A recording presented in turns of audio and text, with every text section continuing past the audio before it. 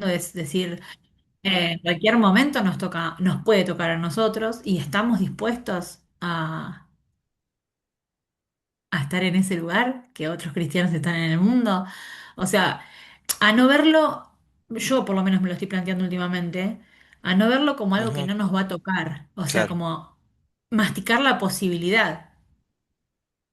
Sí, y además nosotros tal vez no tengamos persecuciones eh, tan violentas, a veces físicas, pero díganme si no hay persecución este, espiritual todo el tiempo, ¿no? O de valores, o de cosas que se contraponen totalmente un reino con otro reino, ¿no? Sí, total. Ser luz en ese lugar, ¿no? Donde cada día los medios de comunicación están contaminados con eso, lo que vemos, Las lo que respiramos escuelas, en la calle, claro, claro, vamos a lo cotidiano. no nos vamos a cosas imaginarias que por ahí vos decís, no sé, como hablamos la otra vez, ¿no? Satanás se disfraza de ángel de luz. No va a venir con con un tridente a aparecer como un monstruo sino que el sistema de este mundo se está metiendo, o el reino de este mundo, en los lugares que son los lugares donde transitamos y donde Mm, transita la humanidad, ¿no? Las escuelas, la educación, por supuesto, las instituciones, cada día hemos dejado de creer en las instituciones, pero a veces, es decir, uno tiene que dejar de creer en las instituciones o tiene que hacer algo por las instituciones como cristiano, ¿no? Em, por eso que creo que hay persecución. Hace un tiempo atrás hablaba con un pastor amigo y me decía que en su iglesia cayeron una parejita homosexual para que los casen. mm, Y él dijo, yo me di cuenta todo el tiempo que no eras venir a la iglesia con ánimo em, de venir a mm, encontrarse con el Señor, era confrontar, era vos me tenés que casar, ¿no? mm. Y te traían una ley que decía de que en realidad, si se negaba a hacerlo, ¿no? Podían quitarle su fichero de culto y toda esta idea del homofóbico y de, bueno, de todo lo... Entonces, Eso es persecución ideológica. es persecución ideológica. Y Temas que... eso pasa en los colegios también. Hay que Sí, preparar a nuestros hijos porque hay cosas que ellos se exponen a ideologías que los profesores que están enfrente les van metiendo de a poquito. Por eso yo creo que los hijos, en el caso de los que tenemos hijos, tenemos que estar preparándolos para enfrentar cosas que ellos tienen que estar firmes y que sí y que no. Y eso exacto. también es persecución Sí, intelectual. la inteligencia artificial está haciendo cosas que hace unos meses atrás la veíamos de una manera y hoy ha hecho un avance tremendo y no quiero ni pensar de acá a 4 o 5 años, ¿no? Pero cómo va ganando terreno todo eso, ¿no? No hay tiempo de reflexión. El mundo nos hace vivir corriendo. Fíjense, no sé si ustedes piensan que hace 10 años vivíamos tan cansados, tan agotados, que hablemos de agotamiento mental, de decir yo ya no quiero agarrar más nada, no quiero, a ver, digamos, a los cristianos nos afecta, porque vivimos en este mundo de cansancio, ¿no? El afán, el- lo que se contagia de otros, termina contagiándolo al cristiano también, ¿no? Eh, Hablaba el otro día con una persona que es psicóloga cristiana y me decía, nunca tuve tantos casos de personas con ansiedad, con depresión, con ataques de pánico. Entonces, la tecnología nos conecta, pero por otro lado nos conecta y a la vez nos quita el tiempo de reflexión. A ver, esto de estar hiperconectados, nos creemos que es bueno y en realidad no es bueno.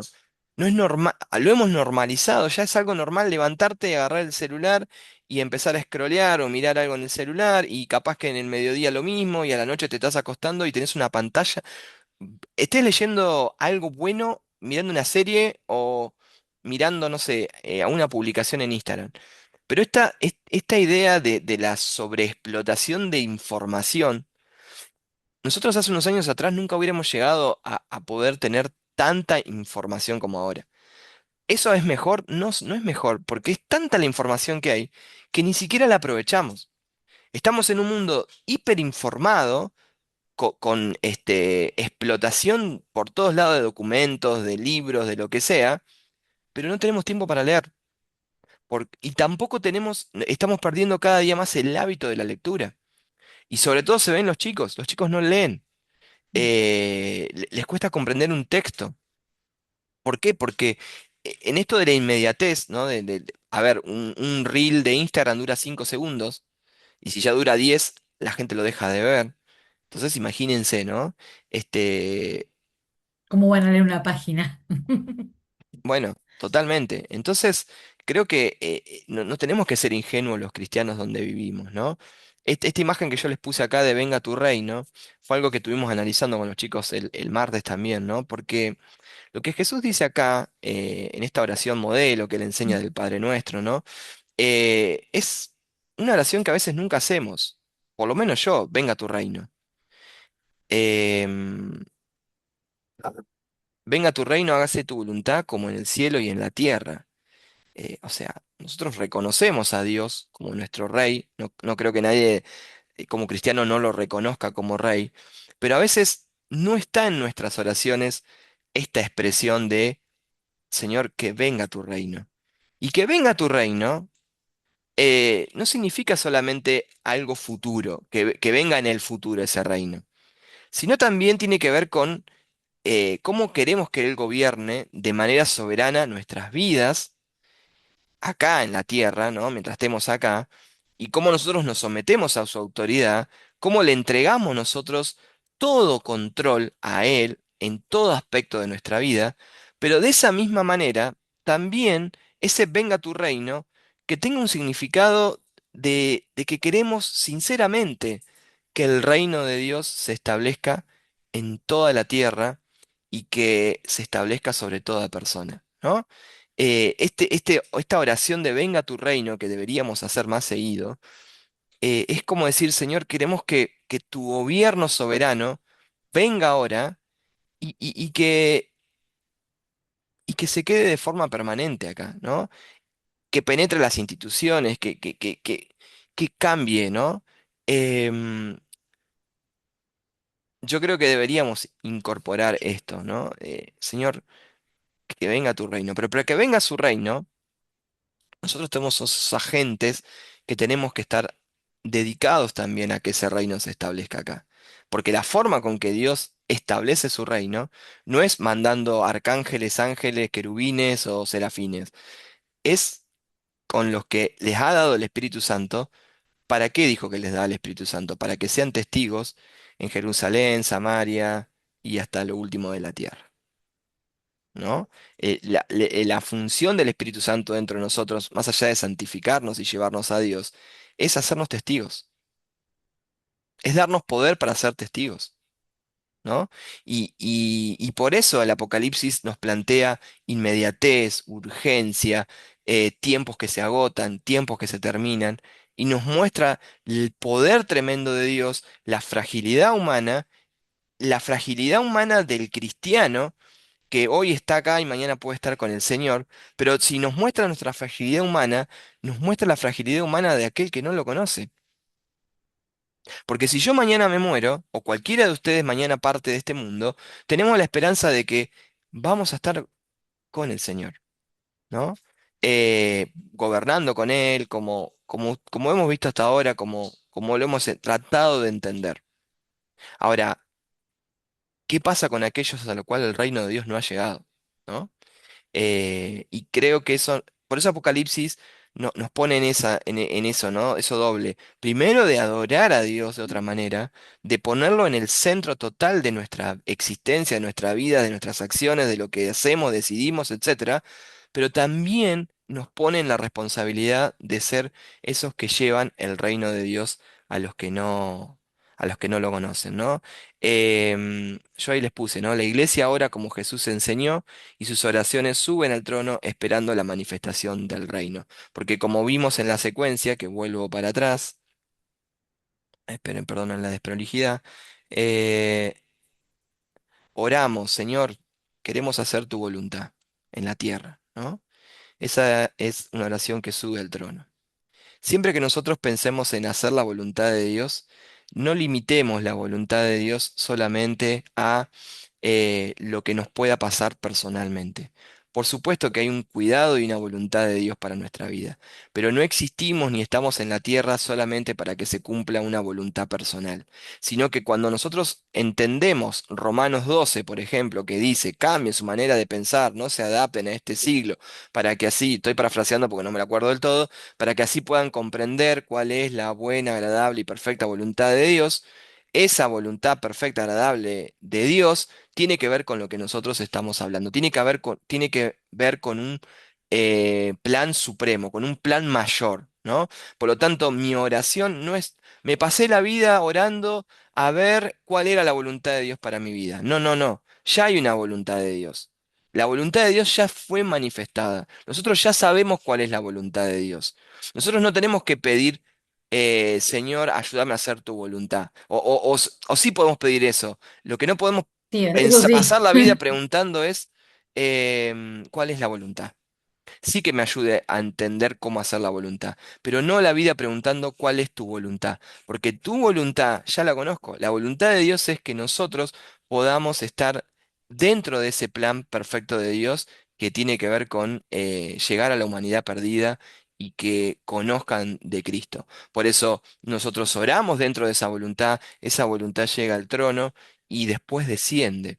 ¿No? Porque fíjense que acá hay una respuesta de fuego hacia la tierra, ¿no? O sea, llega al trono, Dios la tiene en esa copa de oro, en eso tan perfecto, pero después desciende a la tierra, no queda solamente ahí, ¿sí? Em, Esto ya lo habíamos visto, espérenme un cachito que acá, ¿no? Fíjense, acá tienen otra imagen de, de esto que yo trataba de como graficarlo, ¿no? La oración que sube de la tierra, sube al trono, pero del altar del trono desciende a la tierra. Lo que sube como incienso desde la tierra vuelve como intervención desde el altar. También nos da esperanza esto, ¿no? De decir, mis oraciones no quedan en un techo, no quedan vacías, no quedan ahí nomás flotando. Las oraciones son recolectadas por Dios en copas de oro, por decirlo de una manera simbólica, pero como decir, para Dios son tan importantes, pero fíjense que a veces también todo tiene un tiempo, porque nosotros el pedido de justicia de los mártires lo leímos en el quinto sello, lo leímos mucho más atrás. Y recién ahora viene esa respuesta de parte de Dios, ¿no? A veces oramos y yo siempre digo una frase que por ahí me gusta repetirla, una vez la escuché y me gusta, ¿no? Que si hay un lugar seguro para nuestras oraciones es que esas oraciones están en la presencia de Dios, el lugar más seguro de todo, ¿no? Y Dios sabe qué hacer con esa oración. Dios no la pasó por alto. Que no la responda ya no significa que la haya pasado por alto. Está en el altar, está en el trono y es re loco esto, ¿no? Pensarlo, porque del altar y del trono nosotros esperaríamos misericordia, pero ahora baja juicio. El incienso, normalmente en el Antiguo Testamento, como decíamos, estaba relacionado con el olor grato, pero acá termina relacionado con castigo, ¿sí? Las trompetas, que es lo que sigue ahora, normalmente son instrumentos de fiesta y alabanza, pero acá están anunciando una calamidad, están anunciando un juicio, ¿sí? Eh, Ezequiel nos va a hablar de esto. Volvemos al Antiguo Testamento. ¿Vieron que hoy nos vamos a pasar en el Antiguo Testamento? Bueno. Muchas de las ideas que nosotros veníamos leyendo en el capítulo 7 aún están relacionadas también con lo que pasa en Ezequiel, porque en Ezequiel también va a haber un juicio y ese juicio tiene que ver con que el pueblo de Dios, el pueblo de Israel, deja totalmente a Dios para ir a través de ídolos, para usar aún el templo de Jerusalén para hacer cualquier cosa. Entonces, hay también esto de los marcados. Fíjense que en Ezequiel 9:4 dice, pasa por el medio de la ciudad, le dice al profeta, y ponles una señal en la frente a los hombres que gimen y que claman a causa de todas las cosas que están pasando, ¿no? Todas las abominaciones. Y en el Apocalipsis 7 dice, no hagáis daño hasta que hayamos sellado en su frente a los siervos de nuestro Dios, ¿no? Esta es una idea totalmente complementaria. Esta idea de el juicio que venga y lo que tenga que pasar va a pasar por alto a los que han sido sellados. ¿Y quién ha sido sellado? Bueno, acá eso son simbólico, ¿no? Es todos aquellos que hayan aceptado a Jesucristo como su Señor y como su Salvador. A esos Dios los conoce, ¿sí? Eh, por lo tanto, este juicio que viene, este fuego arrojado, viene contra aquellos que no han conocido de Dios, que no son sellados y que no tienen A ver, esta palabra sellado no es que hay una sello en la frente, tiene que ver con aquellos que Dios conoce, que son aquellos que han aceptado al Cordero, ¿no? Aquellos que han aceptado a Jesucristo como su Señor y como su Salvador. Em, esta idea también que nos tiene que quedar clara de los mártires pidiendo justicia no significa que está convirtiendo a la iglesia en alguien que ordena a Dios, bueno, Dios destruí a fulano o a mengano, trae venganza sobre esto, ¿no? Porque la venganza siempre sigue perteneciendo a Dios. La iglesia lo único que hace es poner su causa en manos del juez, ¿sí? Y después el juez es el que se encarga en su tiempo y a su manera de traer justicia sobre, en este caso, sobre estos mártires. Em, Cuando Apocalipsis habla de la tierra, ¿sí? Fíjense, a ver, para lo que sigue, voy a dejar de compartir pantalla. Esta parte, perdón si es un poco desprolija. Igual, no sé en qué hora estamos, porque no sé si vamos a llegar. Sí, llegamos, sí, sí, sí. 8 y Eh, sí, 28. estamos perfectos. Voy a dejar de compartir acá. Espero que no se hayan ido, no se hayan aburrido. Se entiende hasta ahora, tienen preguntas, si me las hacen, estaría buenísimo mientras yo busco lo que les quiero compartir. Algo que quieran agregar, que quieran decir, me sirve un montón. No, o sea, es una pavada, pero siempre tuve la duda de si los sellos, las trompetas y luego, ¿cuál es el otro? Las Sellos, copas, trompetas y copas. las copas eran 21 juicios en total o eran tres veces lo mismo, pero dicho de distinta forma, por así decirlo. Para mí son la Como misma tres forma escenas en relatadas distintas distintas. perspectivas, exactamente. Pero ya lo vamos a ver con más amplitud. Yo otro día se lo compartí a los chicos en el presencial, por arriba lo vimos y Mm, no estamos tampoco todavía seguros, pero para mí es como hay distintas perspectivas para ver el mismo juicio, ¿no? A través de la trompeta, a través de las copas, mm, es- pero es como que pareciera que fuera la misma escena, que se va intensificando, ¿sí? Es como que cada día, cada momento, con cada una de estas señales, de estos sellos, se van intensificando un poco más, pero ya lo vamos a ver con un poco más de profundidad porque es una pregunta clave para el Apocalipsis. Yo les voy a compartir algo, perdonen la desprolijidad, ya les dije, es algo muy... mm, pero bueno, a mí me gusta eso. Eh, Ustedes solamente me dicen si lo ven, porque mi compu lamentablemente está muy lenta, voy a tener que borrar un montón de cosas. Pero ahora está negro.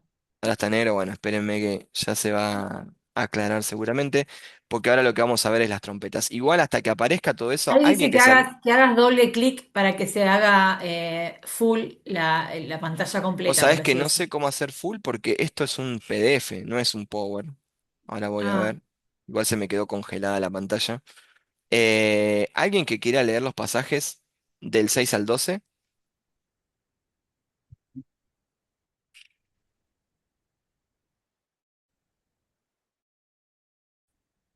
las primeras cuatro trompetas.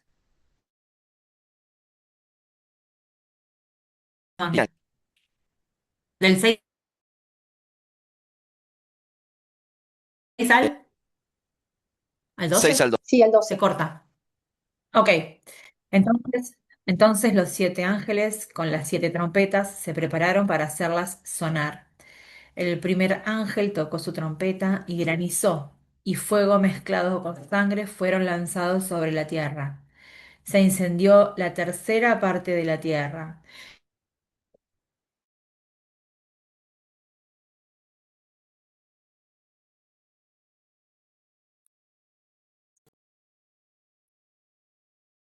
Y sobre los manantiales de agua. El nombre de la estrella era amargura. Hizo que la tercera parte de las aguas se volviera amarga y mucha gente murió por beber de esa agua amarga. Entonces el cuarto ángel tocó su trompeta y se dañó la tercera parte del sol y la tercera parte de la luna y la tercera parte de las estrellas y se oscurecieron. Así que la tercera parte del día quedó sin luz y también la tercera parte de la noche. Bien. Em, Díganme si porque quiero compartir un PDF, pero me sale la pantalla en negro. Ustedes también, ¿no?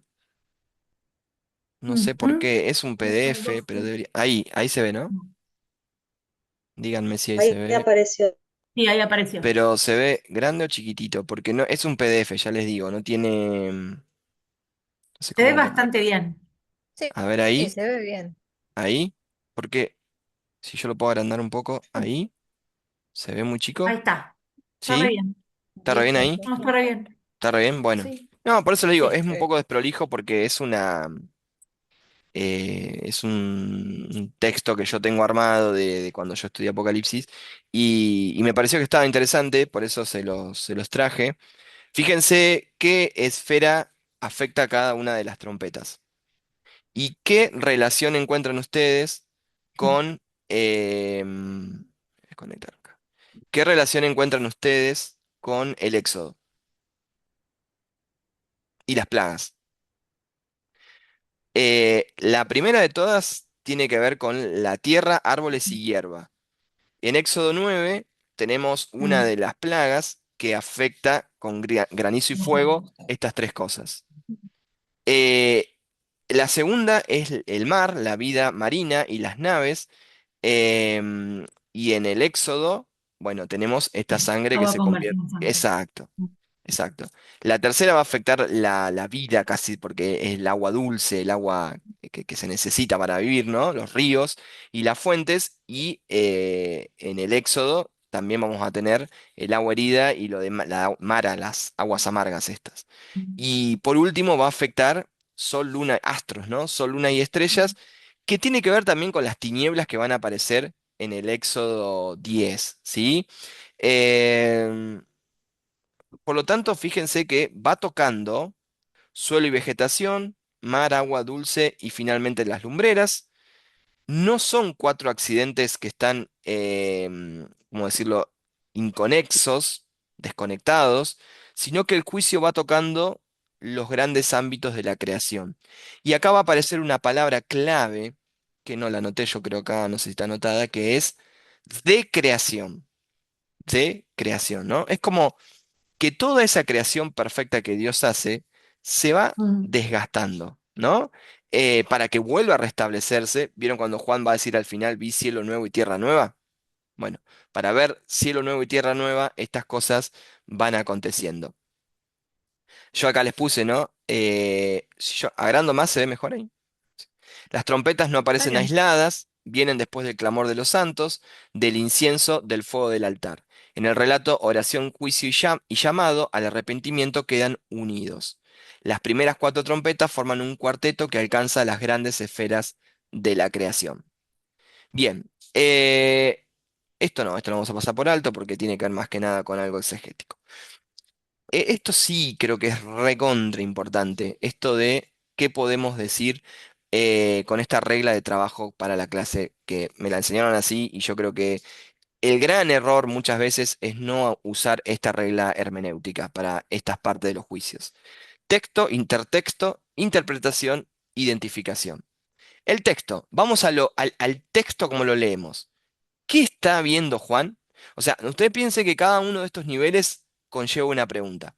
Entonces, cuando ustedes lo leen, se tienen que hacer esa pregunta. Porque, ¿qué pasa? A veces pasamos del texto a la identificación, ¿no? Entonces, vamos a suponer un ejemplo. Yo leo en el texto, no sé, por ejemplo, el capítulo número 9 habla de las langostas, que inundan la tierra, ¿no? Es mi lectura del texto. Yo paso por alto el intertexto y la interpretación y me voy a la identificación. Muchos, hay comentaristas que han dicho que, por ejemplo, las langostas son helicópteros. Sí, son los helicópteros, hay otros que son los tanques de guerra, que son las orugas. Toda una interpretación, o que Chernobyl es, no sé, eh, esto que pasa con la oscuridad y bueno, ese es el peligro de ir al texto y rápidamente correr a la identificación. Nuestra pregunta principal tiene que ser, ¿qué está viendo Juan? Primera, ¿qué está viendo Juan? ¿Qué está afectando esto?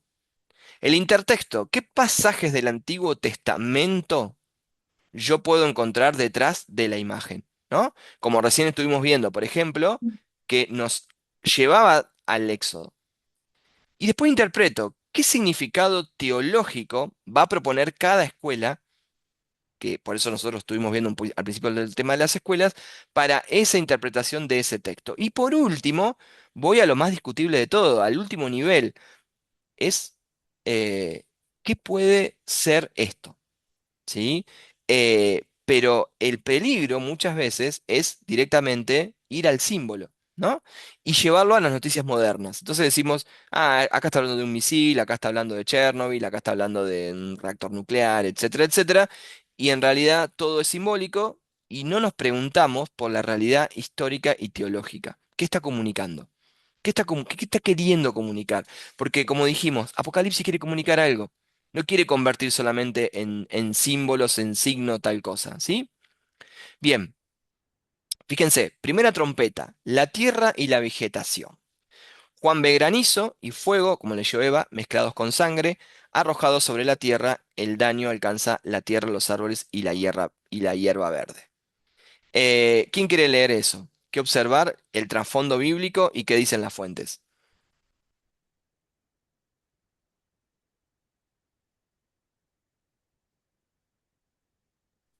Que observar tres elementos del juicio. Ahí eso, Sí, sí, todo. tres elementos de juicio, granizo, fuego y sangre, tres ámbitos afectados, tierra, árboles y hierba. Límite del juicio, una tercera parte, aunque la frase sobre la hierba intensifica la imagen. Trasfondo bíblico, Éxodo 9, del 22 al 26, la séptima plaga. Granizo y fuego golpean la tierra, los árboles y la vegetación de Egipto. Ezequiel 38, 22, sangre, lluvia torrencial, granizo, fuego y azufre como lenguaje de juicio. Joel 2:30 dice sangre y fuego en el marco del día veterotestamentarias sin intentar producir una descripción meteorológica fácilmente armonizable. Mundo Hispano habla de una figura de juicio que trasciende lo imaginable. Bien. Ahí tenés que dicen las fuentes. Bien. Stam dice, la escena retoma Éxodo 9 y participa de una descreación. El creador comienza a retirar los dones de la creación a quienes absolutizan la creación y rechazan al creador. Carballosa dice, la plaga recuerda literalmente a Egipto, pero ahora en una futura intervención escatológica. El tercio muestra que aún no es el juicio final y funciona como advertencia. Mm. MacArthur MacArthur. insiste en un acontecimiento físico futuro y propone posibles mecanismos volcánicos o Eso está mal, los cometarios, comentarios perdón. está mal, sí, sería volcánicos. ¿Ok? ¿Qué Es peligro, importante qué distinguir manda ahí Ari MacArthur? ¿Qué hace directamente? Va como a lo que al decíamos hoy, símbolo. ¿no? Al símbolo, ¿Sí? ¿no? Sí, Es importante distinguir esta explicación científica del texto mismo. Juan no identifica el mecanismo. Raimundo dice desde el preterismo ve a Israel apóstata ocupando el lugar de Egipto. Relaciona la devastación con la guerra judeo-romana y con relatos de destrucción de la vegetación de Galilea judea. bien, y acá tienen las escuelas, ¿no? Fíjense cómo cada escuela, a través de estos teólogos, va interpretando lo que dicen las fuentes. Terminamos con esto, si querés, Ari, léete eso.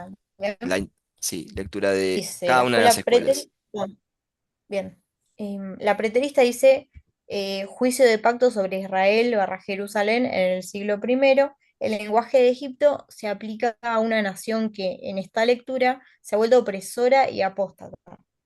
La guerra romana explica fuego, sangre y devastación de la tierra. La historicista dice la lectura clásica, el primer gran golpe contra el Imperio Romano Occidental, identificado por Barnes y otros con Alarico y los godos. La tormenta simboliza invasión y devastación. La futurista dice que es un juicio físico y sobrenatural todavía futuro sobre la vegetación y la tierra durante la tribulación. Algunos comentaristas proponen mecanismos naturales extraordinarios, pero el texto no los especifica. Y la idealista dice juicios limitados de Dios que alcanzan la creación a lo largo de la historia y anticipan el final. La imagen revela también una descreación. El mundo creado deja de ser un refugio absoluto para el rebelde.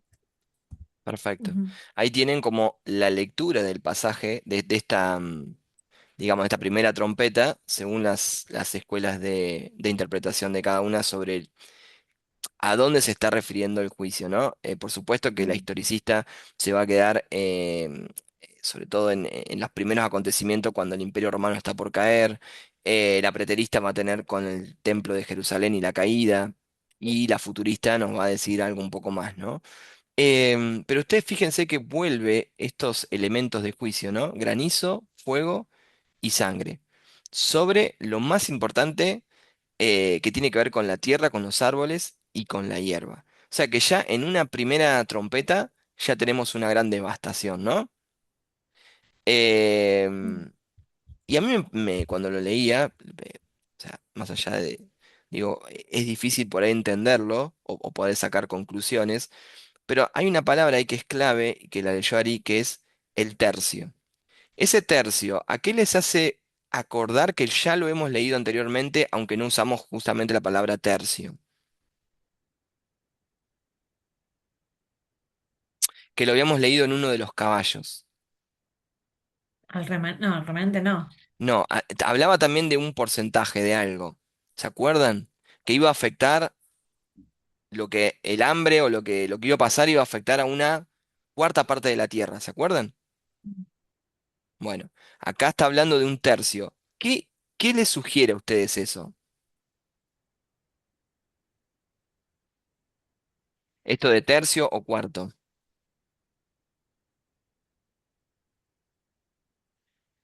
Que no es ¿Qué total. exactamente? Que hay un control de Dios, ¿no? Fíjense. La imagen no es una meteorología normal. Stam insiste en que granizo, fuego y sangre juntos son deliberadamente extraordinarios. Su punto es que Juan combina imágenes del Antiguo Testamento de juicio sin preocuparse por producir una escena físicamente fácil de armonizar. Por eso, porque no estamos viendo algo que, a ver, porque si nosotros lo analizáramos como lo que nosotros vemos como elemento, decimos, ah, bueno, va a caer granizo, fuego y sangre, ¿sí? Pero en realidad, este primer comentarista lo que está diciendo es, Stan, ¿no? Es como, eh, hay una combinación de imágenes que lo que quiere mostrar en realidad es juicio. Porque ¿cuál era la función del Éxodo y de las plagas?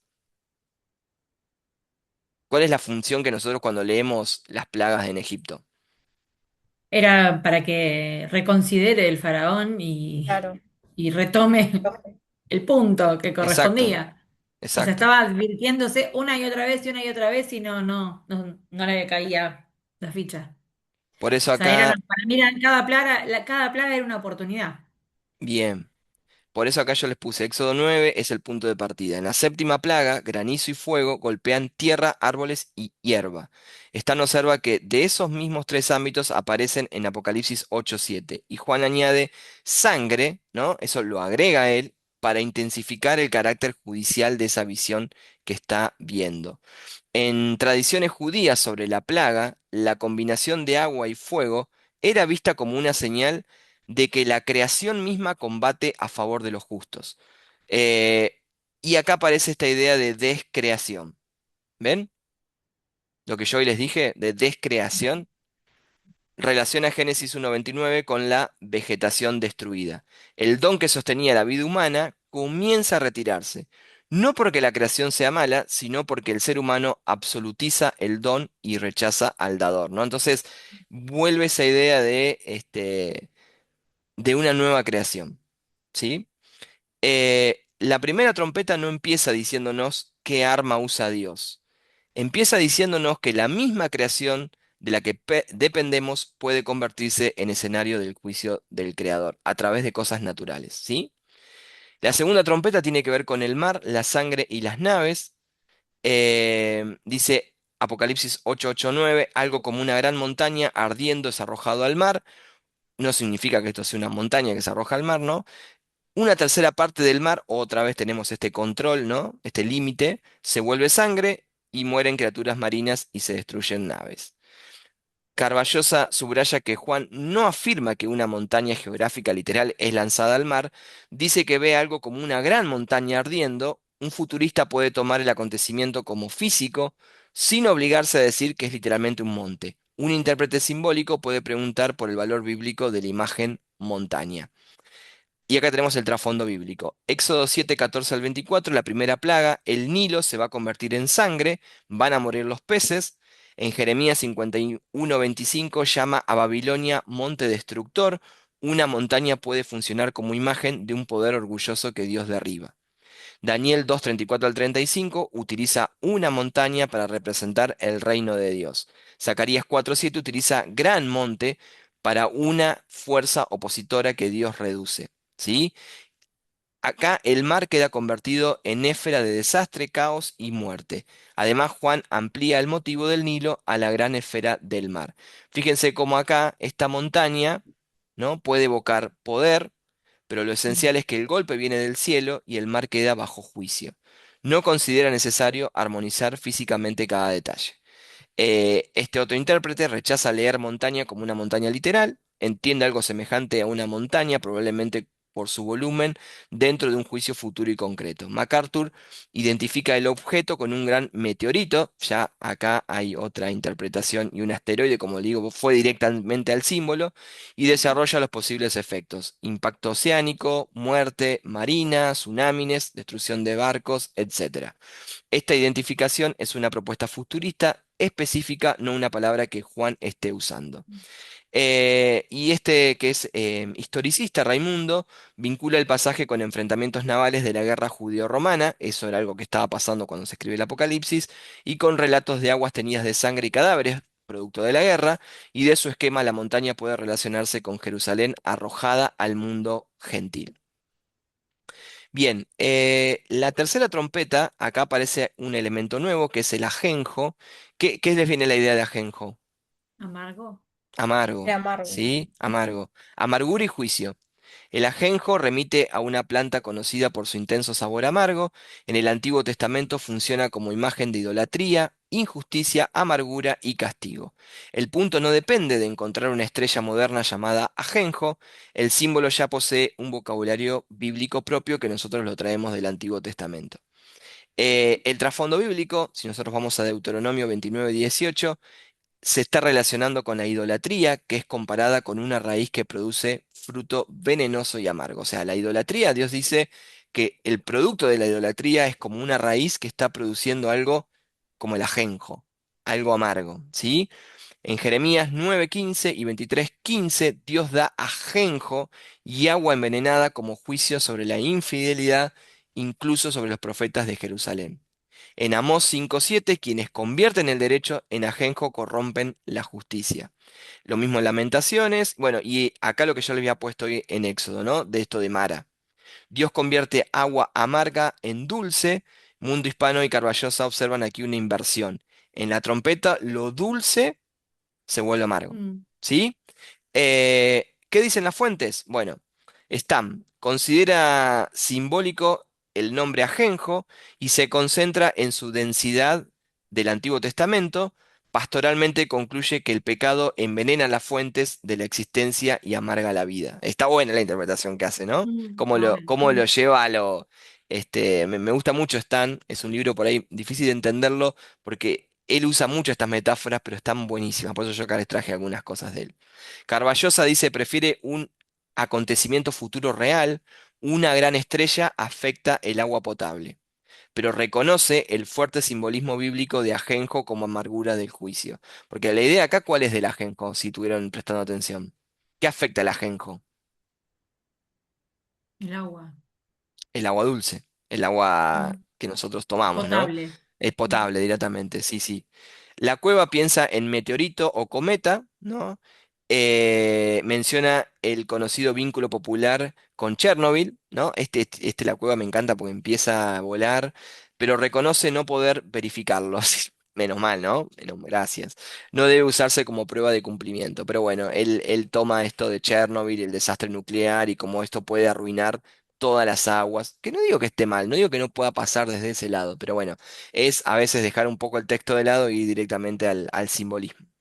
Hendriksen destaca las connotaciones de pecado, castigo y justicia corrompida y entiende el lenguaje como símbolo de una realidad de juicio que llama al arrepentimiento. Y ahora acá voy a hacer una pausa, creo que acá tenemos que destacar algo importante. Y Raimundo le estrella con el lenguaje profético de la caída de autoridades, ciudades de ese momento, ¿no? Porque recordamos que él es historicista, y conecta a Genjo con Jeremías 9 y 23.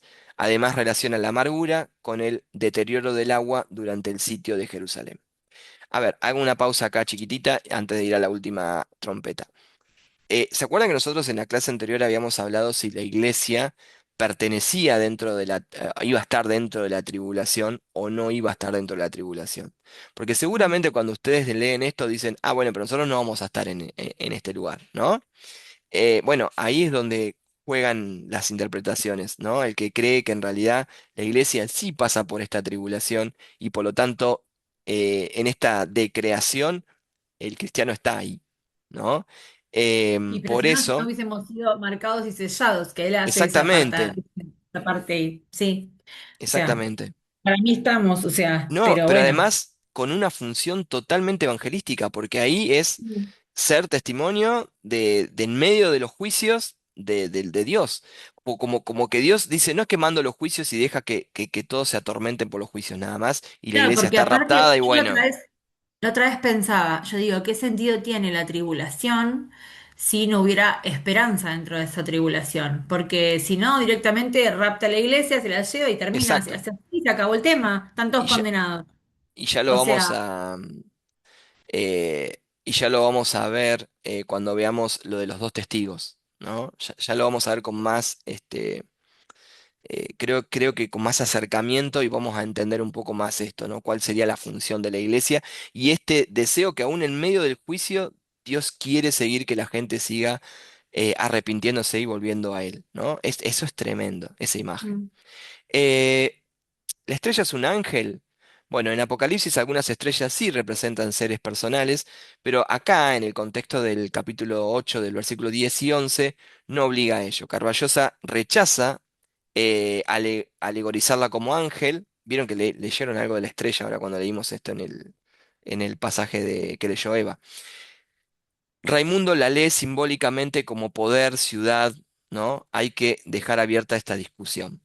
Ajenjo nos obliga a leer con Jeremías y Amós en la mano, cuando Dios juzga lo que debía sostener la vida puede convertirse en amargura, el pecado termina contaminando las mismas fuentes de las que vivimos.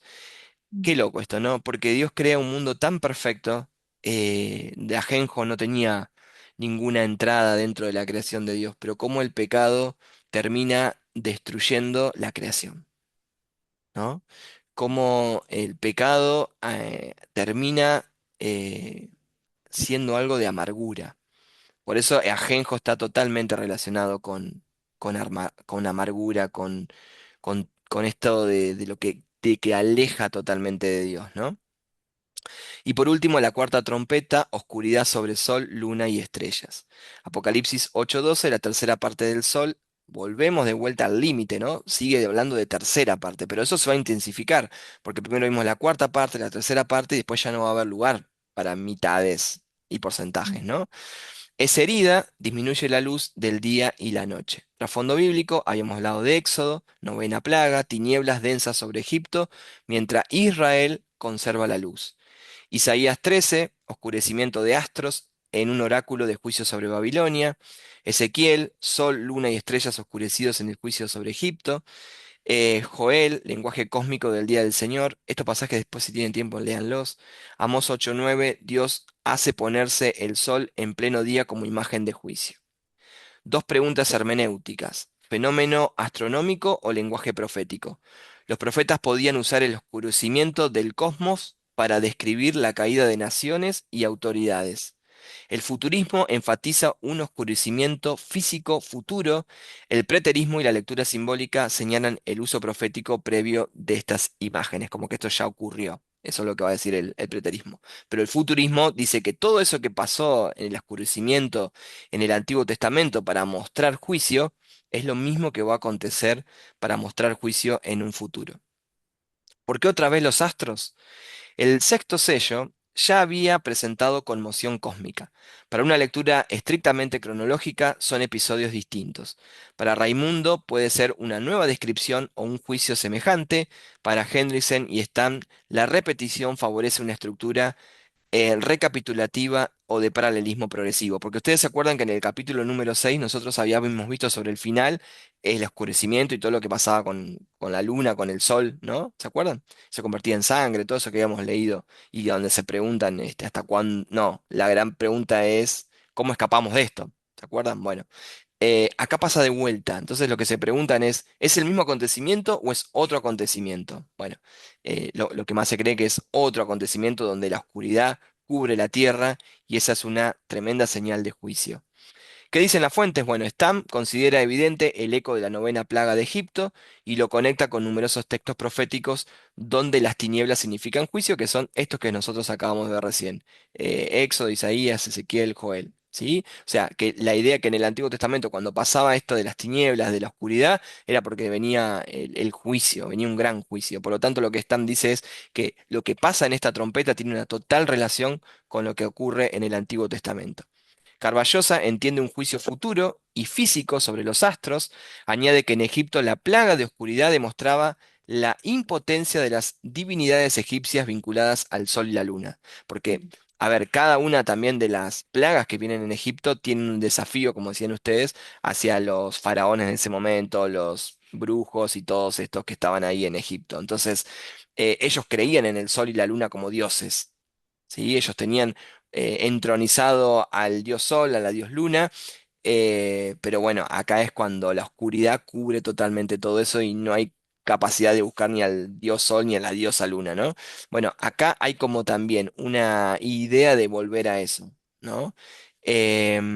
Mundo Hispano ve una reducción del alumbrado y recuerda que la limitación del juicio sigue dejando espacio para arrepentimiento. Eso creo que es hiper claro con la primera trompeta sonando, la segunda, la tercera, la cuarta, cuando hablamos de sonar trompetas, hablamos de algo simbólico, porque lo que significa es lo que acontece en la tierra. Bueno, ese acontecimiento en la tierra, para Mundo Hispano, y yo creo lo mismo, sigue dejando espacio para que haya arrepentimiento. Pero para que haya arrepentimiento en medio del juicio, tiene que haber alguien que lleve a las personas a arrepentirse. Ahora, es increíble que si el cielo hoy se oscureciera y pasara todo esto, la gente no quisiera creer en Dios, ¿o no? Diríamos, no, la gente se tiraría al suelo diciendo, era verdad lo de Dios, pero aún el corazón duro por el pecado hace que, aún viendo todas estas señales, como el faraón que vio no una, vio 7 señales y aún así, ¿qué decía? Seguía endureciendo su corazón. Bueno, así pasa con el corazón del ser humano, ¿no? Nosotros predicamos a alguien, le mostramos aún del poder de Dios, y aún siguen endureciendo su corazón. Entonces, eh, va a haber espacio para arrepentimiento. Ahí nos muestra el corazón de Dios. Porque cuando nosotros vemos estas cosas decimos, este no es mi Dios, este que arroja estas cosas no es mi Dios. Es lo primero que podemos pensar. Pero sí es nuestro Dios, porque es un Dios de santidad que no puede ver el pecado y que lo juzga. Y que aún en el medio de ese juicio por lo que Él no puede soportar por ese pecado, deja espacio para que más personas puedan arrepentirse y llegar. Eso se llama misericordia, ¿no? Ese se llama amor por la humanidad aún en medio de lo que atenta contra su naturaleza.